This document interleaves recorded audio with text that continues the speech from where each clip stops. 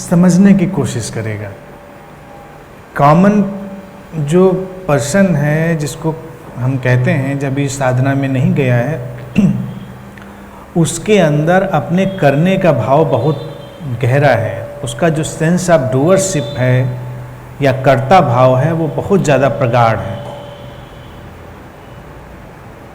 बहुत ज़्यादा इंटेंस है।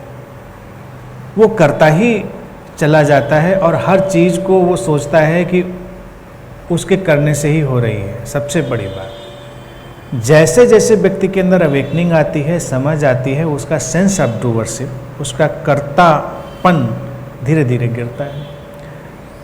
सेंट में या एक एनलाइटेंड पर्सन में वो कर्तापन पूरी तरह गिर जाता है, क्योंकि वो गिराता नहीं है, वो देख लेता है। उसको दिखाई दे जाता है कि सब कुछ घट रहा है, एक जागतिक घटना कहें, एक कॉस्मिक मूवमेंट कहें, उसके चलते हुए, और वो उसका हिस्सा मात्र है। उसके भीतर से भी जो घट रहा है उसको वो बस घटने देता है, उसमें शामिल नहीं होता। इस तथ्य को धीरे धीरे देखा जा सकता है। इसमें और कुछ करना नहीं है। व्यक्ति को रोज़ अपने एक्शंस को, अपनी क्रियाओं को और उनसे पैदा हुए रिजल्ट्स को, उनको ऑब्जर्व करना चाहिए। अगर इसको एक बहुत ही पावरफुल मेडिटेशन की तरह डिज़ाइन किया जाए तो ये होगा कि व्यक्ति रोज़ एनालाइज करे कि हमने सचमुच में क्या किया, in reality what I did. ये प्रश्न अपने आप से पूछे और फिर इवेंट्स की चेन को देखें। जीवन में जो घटनाएं हो रही हैं उनकी श्रृंखला को देखें। पहले उसके माइंड में शायद बहुत सारी चीज़ें क्लिक नहीं होंगी, उसको लगेगा हाँ मैंने तो किया, मैं ही तो कर रहा हूँ सब कुछ। लेकिन फिर वो देखेगा कि कहीं से कुछ ट्रिगर होता है और फिर एक चेन शुरू होती है। वो ट्रिगर जो होता है या वो जो विचार आता है या वो स्टिमुलेशन पैदा होता है, वो कहाँ से होता है ये किसी के हाथ में नहीं, इसको कोई नहीं जानता। तो अंतिम रूप से जब कोई बहुत ही सजग होकर इस ऑब्जर्वेशन को करता चला जाएगा तो वो पाएगा कि इंटायरली सब कुछ हो रहा है, मेरे माध्यम से भी कुछ हो रहा है।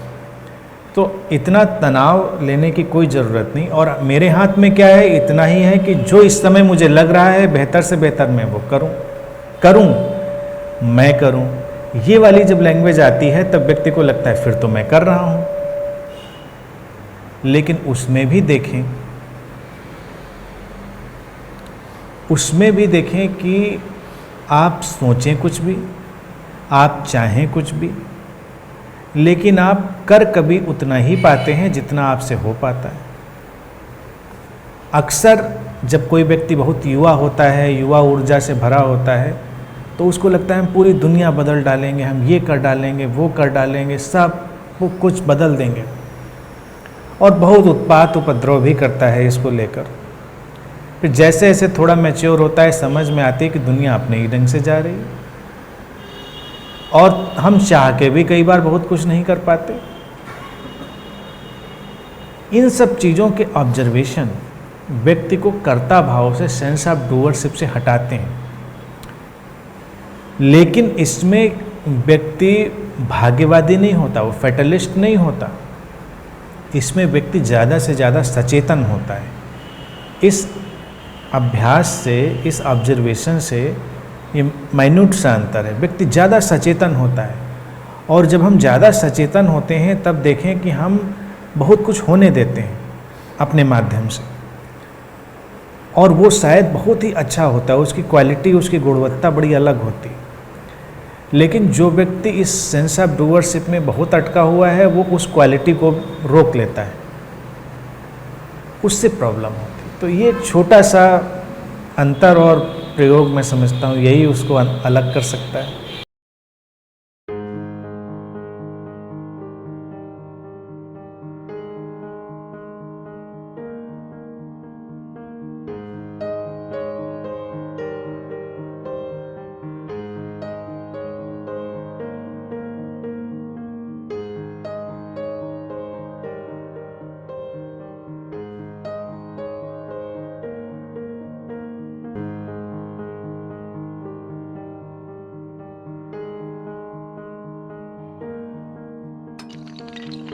है।